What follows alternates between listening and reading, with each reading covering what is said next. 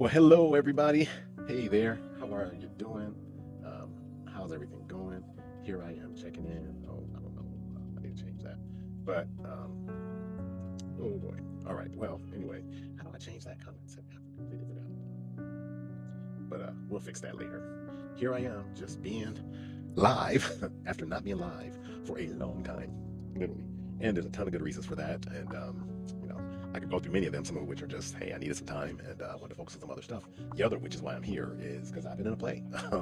I've been in a live theatrical production, and it just ended this weekend. And I figured I'd do the live here rather than my personal platform, because that way I can share. I wonder if I don't know if that's gonna work. If I invite my personal platform to join, but no, it's not gonna do that. But anyway, so I really just want to talk about grief and what I've learned from grief through the theater process, right? And the whole experience of just, yeah, being like, all right, you know, I've had this theater experience. I am done with the theater experience, and then I've lost something and I'm grieving something. But it's not a bad thing. I think grief gets a bad rap. I think we often think of grief in terms of death or divorce or separation or something going wrong in life. And I don't know that that's always correct. In fact, I'm certain it's not always correct. And I'll tell you why. But it makes me think of something Regina King once said, and I think I've shared this on the Pop Coaching channel before, when she's talking about the losses she's gone through, including the loss of one of her children. Grief is love that has nowhere to go, right? And we often grieve at the level that we loved, right? If you really love something, you're going to deal with a significant amount of grief. If you didn't care about it, you're probably not going to grieve much, if at all. It's like when someone calls you out of the blue to tell you, hey, I'm never going to talk to you again. I'm done with you. You're out of my life for good. And either this is somebody you don't even know, or it's someone maybe you knew, but you never really wanted in your life in the first place. Well, you're not going to have a lot of grief over saying bye-bye. You're just going to be like, all right, then thanks, click, because I didn't really love you in the first place. So I'm going to learn to let you go quite easily because I really don't have a whole lot of love. I don't have a lot of feelings. But if you really love somebody, when they say goodbye voluntarily or involuntarily, when something ends voluntarily or involuntarily, you're going to grieve a lot, right? Especially if you loved a lot. And that's what I learned from this theater process. I have been on stage many, many times, right? I have spoken before crowds of thousands, and I preach, and I'm a lawyer, and I go in courtrooms all the time with hostile juries and judges, and I get up and do my thing. But this was the first time I got up and was the center, one of the leading actors of a play that was designed, they called it the feel-good play of the summer. Those were the words literally from one of the reviews, many of the reviews we got. The feel-good play of the summer. So for me, it was a big deal because I love to make people feel good and feel better, and I love to solve problems. But this is my first time trying to solve a problem without using a legal tool or a coaching tool or any of those kinds of tools that I'm so used to using. This was me using me and my body and my voice, singing and speaking, and tools I don't get to use that often to fix problems. And man, did I love it. It was so much fun. It was great. It was awesome. It was challenging. It was hard. There were some moments where I wanted to give up. There's a moment where I went off an artistic director a little bit because I was just annoyed with the direction she got. Hey, Taylor, how are you? Say hey to Mariposa Sparks, who's in the house from Organic Lovin'. I really had some times where I was like, this ain't for me, literally. And I told her that. There's a couple times I told our director, I was like, okay, well, maybe this will be my first and last performance here, because, there was a lot of work, a lot of rehearsals. We spent about 6 weeks just rehearsing. And then before that, individual rehearsing, to learn lines and just think about the character. And I did a fair amount of research, going through the script, figuring out who this character is, who these people are, and, how I could tap into them. And then I met my cast. And from the first reading, thank you, darling. I'm enjoying Spreading My Wings. It's been a while since I've done it. When I met my cast, and I'm like, okay, these are people that are very interesting. Some of them I've seen around town down here in Key West. And then there's other ones I never met. I've heard about, I've seen on stages before, I've seen in plays, I've bought tickets to their shows. But I never worked with them or spent any significant time. And I almost instantly fell in love with them because there's something about the theatrical process. And I can't speak to the movie making process because I haven't done that yet. But I can speak about the theatrical process and the unique experience you have of creating or telling a story and telling it live, right? Like TV, as I understand it, both from watching it and knowing folks who act on TV, you get a lot of do-overs. Like you record, and sometimes they I was frustrated with the amount of takes and repeats that we did just in rehearsal of our play. They do a lot more because it's like the perfect scene. You're doing this little bitty scene or this particular set of lines, and you record them over and over again, and you do it until you get it perfect, and then you stitch that all together. You got a movie, right? With the play, you do as much as you can to make sure you get the lines right. You have a couple of takes, a couple of runs of the show, But at some point, you just got to get up there and do the thing, right? And what comes out is what comes out. Sometimes it's exactly what you're supposed to say. Sometimes it's some adaptation of what you're supposed to say. Some directors want you to repeat every line perfectly like the script says it. Some want you to, take some license and make it your own. But, you get up there and you got to do whatever you got to do. But at the end of the day, whatever you do is all you can do. You don't get to go do it over and say, hey, audience, hang on for a minute, let's go back and start all over again. And I love that experience, and I love being with people who are willing to take that risk, to put themselves out there and say, hey, I'm going to do my best to get this right, but I'm going to get on this stage and do this thing. And even if it is a mistake, even if I F up, even if I mess up, I'm going to keep going. I'm going to do it anyway. And of course, I had some lines that I ad-libbed, and some lines I messed up, and I just had to keep going. And in almost every case, in fact, I'm pretty sure in every case, the audience had no clue that I messed up. So then I had to deal with me. It wasn't me worrying that they were going to figure out that I messed up my lines. They don't know what the lines are. You don't give the audience a script and say, here's a script to read along with as you watch this play. They don't know, right? And some scripts, many scripts, as you will see on TV and in plays, mistakes are embedded in the script, right? Sometimes they'll tell you to kind of hem and haw or fumble over some words or maybe mix up some names or whatever. Like maybe if you're an older character or one who has memory problems, maybe you actually do forget some of your lines intentionally because that's what the character needs. But anyway, they don't know, but you do. And learning how to deal with my own feelings of failure is also an experience I've had to confront and deal with in theater that I've not had to deal with in the same way in other areas of my life. And so it was just a tremendous experience. It was so much fun. It was so great. I encourage everyone, whether it's theater, I've done ballroom dancing, I've done all kinds of sexual explorations, I've traveled, I've met all kinds of different people. I've done a lot of things to kind of get myself out of my comfort zone. And you can pick whichever of those kinds of things you want to do or not. Or you can pick other things, but to do some things that get you out of your comfort zone and force you to experience even the things you think you know, right? If you think you understand yourself, if you think you know something about grief and loss and about people and all that stuff, try some stuff that you haven't tried so you can see how well you know what you think you know. And to discover, right, how things can be different under different circumstances, even if you know them. Yeah, that's right, Taylor. Like moving out of the country alone. Yeah, she's moved to Spain. She lived in Spain. She actually lived in Mexico as well. And it's just a different experience. I'm living here in Key West. And while I lived all over the United States, Chicago, Detroit, Atlanta, D.C., Austin, where you name it, I've been all over the world. But living here in Key West, I'm not out of the country, but if you've ever been to Key West, you may as well be. It is a completely different environment than a Chicago or a Detroit or DC or Atlanta or even Austin or anywhere else that I've ever lived. It feels like a different country. We operate like we're a different country. Like we have the benefit of access to the American ecosystem and political system, for better or for worse. But we kind of operate under our own set of rules down here, and people down here are different. And we definitely have a diverse community of people from different countries and things like that. So even learning to live here has forced me to re-examine the things I thought I knew about people and about myself, because when you confront different kind of people and different kind of experiences, you show up differently. And so when I did theater, I learned so much about myself. I learned so much about people, and just learning how to accept that people are different, because my way of learning the script, my way of making sure I got my lines right, or even if I chose to ad-lib, my way of ad-lib was completely different than many other actors. Some were similar, but there were a bunch that were different. My way of warming up vocally and my way of getting ready for show was different than a lot of other people. Some folks like to sit in solitude, and other folks are going over their lines, and other folks are pacing. And me, I kind of like to walk around and enact my lines just to get them in my body and get the mannerisms and things in my body, but I also like to have my quiet time and just to sit and maybe just run them in my head, and I also like to have moments where I just don't think about it at all. Whereas there's a bunch of folks who were like constantly thinking, running lines, going through everything all the way up to the play, like up to the moment we got called out on the stage. They're back there, you can hear and other singers are vocally warming up. We do our vocal warm-ups as a group, and then they're back there believe it or not, that's a vocal warm-up too. And so they're doing all that stuff and learning that's their process. That's their thing, that's their way, right? And just being okay with, all right, well, that's their way. And having seen the whole process play out now, because I will own that at the very beginning, I was like, well, some of those ways seem stupid to me. I don't see how that's going to work. How's that going to produce a good show if you're so stressed out and so constantly going over everything over and over again that you haven't had a moment to breathe? How are you going to do? But then we had five sold out shows. We sold out our entire run, and it was short, but we sold out before we started our second show. Like, we came in to the second show and they were like, oh, we're sold out, right? And because I had planned to be advertising, and I had posters on my golf cart to ride around town to remind folks to buy tickets, and I kept the posters because I was excited and I still just want people to know, but I was like, I don't need to do this to sell any tickets because we don't have any more tickets to sell. And then we had standing ovations at the end of every night. So we definitely did a great run of show every single night, and everybody's process apparently worked because we did a great show, but everybody's process was different. So that was something I just, I've had to confront different people doing stuff in the practice of law and my coaching practice. Everybody has their different ways of doing things, but what I found is even like in the coaching community, in the legal community, even in the vocal community, I do some singing now. There's this training that many people go through, and as a result of that, it's very similar. Like, all of us go to law school, if you're a lawyer, and if you sing, either maybe you took voice lessons, or if you learned on the job still, you probably had some, you learned from listening to other people sing who had voice lessons. And so, a lot of the processes that, we've developed in those other fields look a lot alike, because we all kind of learn the same processes because we all went to school or followed the same people, whatever. Theater, sure enough, there's theater school, there's Juilliard and all that stuff. People have done all that stuff. For me, I'd done none of it. I had been to nobody's theater school. I've been to the theater school of life.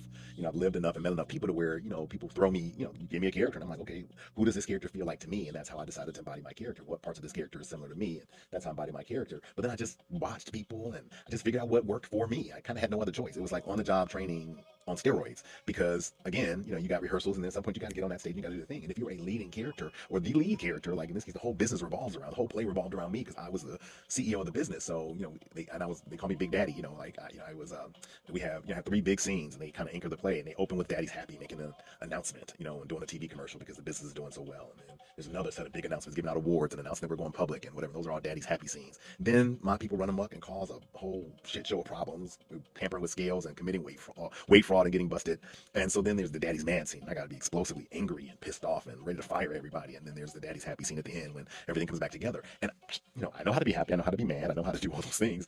But even learning that how to express anger in other ways than the way I would do it, it was a challenge. Even learning how to express anger that wasn't my own was a challenge. I'm good at pretending to be happy. I found out, like, I'm good at, expressing joy and getting on the stage and being the happy entertainer. I do that when I sing. I do that when I speak. There's just a part of who I am. I get up and I'm a recovering people pleaser, and I get up and I live to light up others and of course myself, but I live for that. So I'm trying to figure out ways to do the Daddy's happy scenes were pretty easy. And then I found out as much as I am good at being angry, excuse me, as much as I'm good at chewing them up and spitting them out, and those that know me personally know that is true, because God forbid you get on the other side of my temper or get in the way of something that I want, or you hurt somebody I care about, I will chew you up and spit you out and think nothing about it.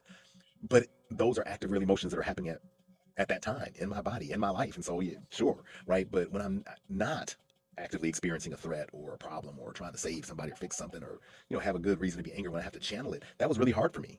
I had the hardest time with the Daddy's mad scene, which was the funniest scene. I got to say a lot of God damn it, what in the hell is going on here? And of course, my character is a charismatic Southern gentleman, so I say everything with a Southern accent. So God damn it became God damn it, what in the hell is going on here? What the hell is that supposed to mean? That kind of stuff. And I struggled with accessing my own anger. A lot of times, hey, Sky, a lot of times people, a lot of actors draw on past experiences, and I have plenty of experiences in my past to be angry about. That just didn't work for me. But what did work for me was an active recent experience. It's funny that Sky jumps on because I had some things that had happened shortly before the play opened in my life, professionally and personally, that pissed me off.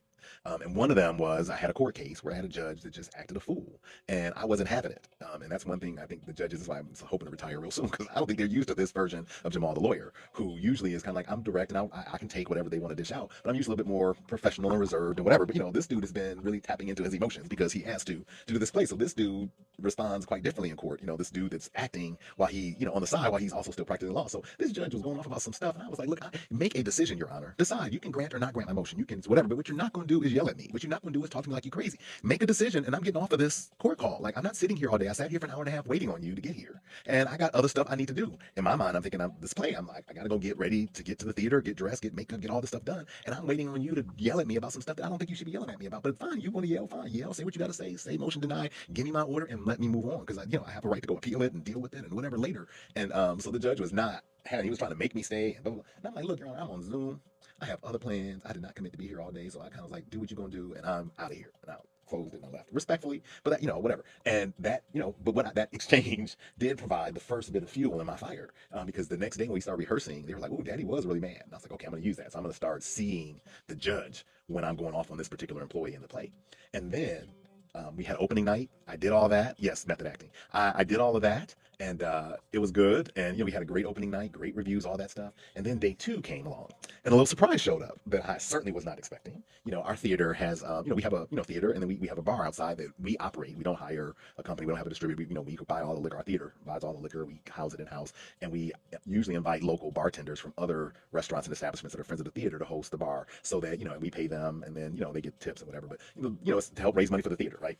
And so we don't want to be sharing with a liquor distributor or another restaurant or someone who's in the business. Like we buy the liquor in bulk, we sell it at a markup, so we can have some additional money besides for ticket sales. And so on night two, which is the hardest night of theater. If you ask most actors, they'll tell most theatrical actors, opening night, the people that show up on opening night, if you come to opening night of a play, be aware that's what the expectation is, both of the actors and the theater, and most everybody that's there. The people that go on opening night really want to see the play. They really want to support the actors. There's somebody in the play or something about the play that they're really interested in. So that opening night crowd is just all love. And then night two is sometimes the folks that couldn't get opening night tickets, but it's also the folks that just might have heard about it and just stumbled upon it and bought tickets and whatever. They're just a different crowd. Luckily for us, they were still excited and engaged and gave it feedback and clapped and laughed. But all the stuff that the opening night crowd thought was funny and got all excited about, they didn't. And then they got excited about some stuff that was different. So night two is just one of those nights they always tell you to be ready for, because you've got this high of opening night, and then night two almost never goes like opening night, and that's hard, especially if you're a first time or newer actor. But night two also brought something else that I did not expect. So like I said, we use local people, and usually it's bartenders from other establishments, but sometimes it can be friends of the theater or people who have helped the theater in the past. Well, the bartender for night two that showed up, at least one of them, was my ex-wife. Yep, my ex-wife, literally my ex-wife. And I had no idea. Like, the theater, they don't engage with the actors on who they're going to bring in to be a bartender, or whatever. Like, there's so much stuff that happens at the theater as an actor you don't know about. Even sometimes the director doesn't know about. Like, the staff, there's people that do all this other stuff, and you just find out about it. And as an actor, you spend a lot of time backstage. I just saw the whole play myself for the first time ever, because I recorded it, and I finally got a chance to go look back at the recording and like, oh, I got to see the play, because most of the time as an actor, you're behind stage waiting on your part. You don't get to see the whole thing, even with rehearsals. Sometimes because we're rehearsing the way the play will run, so you're blocking, and you're backstage positions and stuff, you do all that, right? So there's a lot of stuff you don't know. Like, you just don't know. You just come in every day and there's something. Sometimes they add new props. They don't tell you. You're just like, oh, here's a new prop, or we added this, or we changed the set, or we did this, or stand here, we told you to stand there. There's all this stuff that happens. But it never occurred to me to be focused on or put my energy and attention on who was going to be the bartender. So, I have been to the theater. I have gotten dressed. I'm makeup, mic, all the stuff has been done. And then they take us upstairs to the green room. In our theater, our green room's upstairs. A lot of theaters, the green room is all backstage, but our theater is an old building, and it wasn't set up for a theater. It used to be an armory for the infantry back in the days. And so whatever, our green room's upstairs. So they take us upstairs because when the house opens, they don't want all the guests to see the actors, right? You're supposed to be a surprise. So we're up there, and once they get everybody in and seated, then they kind of close the doors, and they close the curtains, and they have everybody in the theater house, and then they bring us in through the lobby and into the backstage, so we can get ready and all that stuff. So I'm coming down, and lo and behold, who's behind the bar? My ex-wife. And I'm like, oh Jesus! Like, one, I've already done enough work pumping myself up to be ready for this night two. That's not gonna be like opening night that I've never experienced. Neither. None of this. All this is new, right? And I've done everything I can to be like, I'm ready for this weird night, and then it just gets weirder. And I'm like, okay, not only do I have to overcome all this other stuff, I got to overcome that. And, that was a thing. And that was a learning experience. Because, of course, I've run into my ex-wife other places and, around town. Key West is not even that big. And I've had to go on with my life, whatever. But, I never had to get on stage and perform in a theater with my ex-wife sitting in the crowd watching. So, it's so many different things happened that were outside of my norm and outside of my comfort zone, that I learned a whole lot about myself. And I learned a whole lot about other people, and watching, other people and the way that they did what they do and all that stuff. And and then I fell in love. I fell in love with my cast. It was the most wonderful group of humans. And I don't know, I'm sure every cast is not like this, because some of the people in our cast are very experienced actors, and even they said this is unique. It was the combination of people, I think, that helped make this play so successful. I think it was a great play. It's been done once before. And even the guy who played my character, the first time this play was done, came to see the play. And like, the playwright came to see the play. Him and his wife came every night. And having to perform for people who actually did know the lines was interesting. But yeah, I learned so much. But most importantly, I fell in love with my cast because they were so unique. They were so interesting. They're weirder, as weird as, or weirder than me. And theater people are weird and eccentric, and so am I. And I just loved it. I loved every moment of it. Well, I won't say I loved every moment. I loved every moment with the cast, but I definitely had some moments with the director and our artistic director that I did not love, and I made sure they knew it. There's one moment where one of the notes I got, I think I might have shared on one of the socials. One note I got was, do more realistic fake eating. Right. This play is about a business. It's a chain of hotels, but central to the plot of the play is a pastry chef. The head pastry chef of my hotel, and the fact that pastries aren't selling as well as we would like, because our hotel is very fitness forward, and so of course people aren't eating as much of these decadent sweets made by this world-class pastry chef, because they're not trying to get fat. They're coming, they want to be healthy. So there's a fair amount of, there's some lines where I talk about how I love the pastries, and they're trying to cut stuff, and I'm like, well, I love them, and of course the CEO, they're not going to keep going, because like, I love them, right? It's my business. And there's a couple of times where I'm supposed to eat a pastry or lick a pastry or do something with it, and we had this beautiful dessert cart. They designed a beautiful dessert cart. That's part of the play, the idea to present the desserts on the dessert cart to sell them even more, as opposed to just putting them on the menu or whatever. We have this beautiful dessert cart. We have all these pastries, whatever, but they're not real. They're fake, right? They're props, and they're glued down with museum glue, so you can't even really move them. But we had a few that were movable, because there's one scene where the pastry chef tosses one up to me. Most of my scenes were on the balcony behind the stage because that's where we decided to stage my office as a CEO. The executive offices were upstairs, and I'm looking down, kind of like over my business and our fitness rooms and all that stuff. And so the pastry chef throws one up to me, and I'm supposed to pretend to have eaten it or whatever, because one of the lines is, "How's that, Mr. Harrington?" And I'm supposed to respond. And so she was like, I was just doing the real good. She was like, "Okay, try more realistic fake eating," and I was pissed. I was like, what? What kind of sense does that make? More realistic fake eating. It is fake eating. How realistic can fake be, right? And then I said, okay, I'm going to fix this. I'm going to go buy some cookies. I'm going to put them in my pocket, and I'm going to eat the cookies instead of these fake pastries, which the audience loved because I did get to have the experience of mouthing a few lines with my mouth full. I'm like, oh, I don't know, crumbs falling on my mouth and wiping my mouth and all that stuff, which was great. That was one way of dealing with it. And then we had a couple other scenes where I'm not supposed to say anything. I'm just supposed to be appearing to enjoy it. And so she's like, how about you just take one of those fake pastries and maybe just lick it and, like that, and make that noise, trying to make sure the speaker picked up that big whatever, that kind of thing. But man, was I annoyed. So I did not love every moment, but I loved the experience, and I had a great time. I love my castmates, and that brings me to the other point. The real point I'm on here. I'm certainly reflecting and sharing the experience, and I'm encouraging you to go jump out of your comfort zone into something that you just could not have expected, so you can learn more about yourself and learn more about others. But I also want to talk about grief, because now that we've had closing night, and I was informed by my actor friends, my castmates, people that have done this for years, you're gonna have, if you have a great closing night, that is wonderful, and we did have a wonderful closing night, and we had a cast party afterwards, and we did all the things. But even the best closing nights, and sometimes that's the hardest. You have a great closing night, and then it's over. It's over, right? Something that you got up every day with for a couple of months just ends. It doesn't phase out. It doesn't slow down. Just like even like rehearsals, we had a ramp up. We started with some little rehearsals, and they got bigger and bigger and longer and more and more. And as we got closer and closer to opening night. But then closing night comes, and that curtain drops. You do your last bow, and that is it. It is done. No more rehearsals. No more hanging out with your castmates. No more running to the theater. Like right about now, I would be trying to hurry up and wrap up whatever I need to do at work. Everything I got done, trying to get all that done so I can get to the theater around 5 o'clock, because we start getting mic'd up around 5:30, and then we have mic checks at 5:45. We have vocal warm ups at 6:05, and by like 6:20, we're supposed to be dressed and ready to go to the. So like all that stuff, and like that stuff is in my head. It's been in my head. It's still in my head. But I don't have to go to the theater today. I don't have a play to rehearse. I don't have a cast to see. I don't have anything, right? And for me, it was so wonderful to have that, because I have had some difficult things going on in my life. I've been dealing with some issues with my son, who's struggling with some mental health issues. I've been dealing with some financial issues. I've been dealing with some stress at work, and just dealing with a lot of other stuff. And the play came along, and even though it was so taxing on me in terms of time and energy, it was such a relief, because I had something to look forward to every day, especially once we got good at it, and once I got my lines under my belt, and it was more play than it was work. And I had my great castmates, and I would go hang out with them. Literally we'd be in rehearsal sometimes 5 or 6 hours. We had one rehearsal was about 6-7 hours. And so you just have this built-in camaraderie and connection, these people to interact with and talk to and have a little fun with, and yeah, you get mad and stressed or whatever, but you giggle and laugh and all that stuff. It's all gone. I also got to experience the joy of getting on a stage every night for a week and hearing people applaud and laugh and giggle in response to what I did, and then having that final curtain call every night where they just woo, standing ovation. Woo. I mean, there's just no greater high than to get in front of people and say, hey, I'm going to do something that I think is going to make you happy and smile and lighter, and then have them show you that you did it with thunderous applause and standing ovations. And then all that after closing night, that last curtain call, it's over. It's done. And most of the weekend, closing night was Saturday. Sunday, I still had a little bit of adrenaline, because I'm like, we had a sold out run. I got so many great compliments. People didn't believe I was a first time actor for sure. So I was still on a little bit of adrenaline, right? I was tired, but I had some adrenaline, and I was kind of basking in the glow. I call it, it's like afterglow. You're like, ooh, I'm just so happy because I did this thing, and I can still feel all the joy, and I can still hear the praise in my mind, and I can still feel the hugs of my castmates, and I can still feel the warmth of the thing. I could still feel all that yesterday, Sunday, as I was tired. But today, I woke up, I was still very, very tired, because that adrenaline ran, and that adrenaline actually kept me from being as tired as I probably should have been yesterday. I was exhausted, but a little depressed. I'm definitely dealing with grief, because I'm like, there's nowhere to go. Last night I watched our play for the first time on the video I had, and I was like, oh, it was really good, and that provided me some joy. But I guess I could watch it again today. But clearly I know a play, and watch it again. Like, there's lots of things I watch over and over again, but I don't know that I'm gonna watch over and over again something that I actually helped create, because I clearly really, really know it. I can't pretend to have forgotten anything. But yeah, I'm dealing with grief. Hey, okay, so Sky, the Cardology Advantage has joined. If you are still on, let me know. Maybe you could join the live, and we can talk about this together.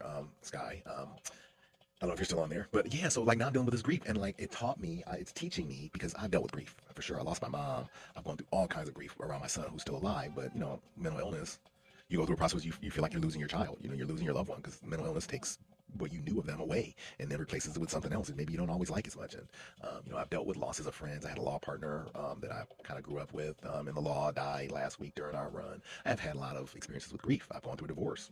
Grief. I had that ex-wife showed up at the play. So I'm not unfamiliar with grief, but this was a different grief. Like this is, even I've even done different things career-wise that have ended.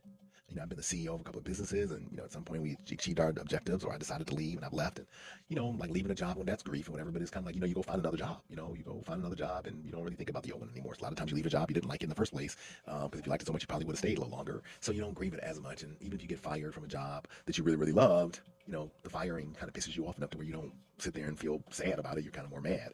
This is the first time I'm sitting with grief over something that I just loved so dearly, and it's gone, and it will never be back. It literally is like a death. They're talking about resurrecting this play and doing it again for the full season, and I really hope we do, because I'd love to have a chance to do this again and more people to see it and be a part of it. But the theater is also looking. It's expensive to produce. I think there's 9 of us as actors. The set, the props, choreography, all the stuff that we had to do, is expensive for a community theater. And so, it depends on whether we can find a benefactor or a sponsor or underwriter who can, provide the financial resources for us to do all that again. So I don't know, right? So right now I'm just sitting with the loss of this experience that I love so much and I enjoyed so much that I may never get to do again.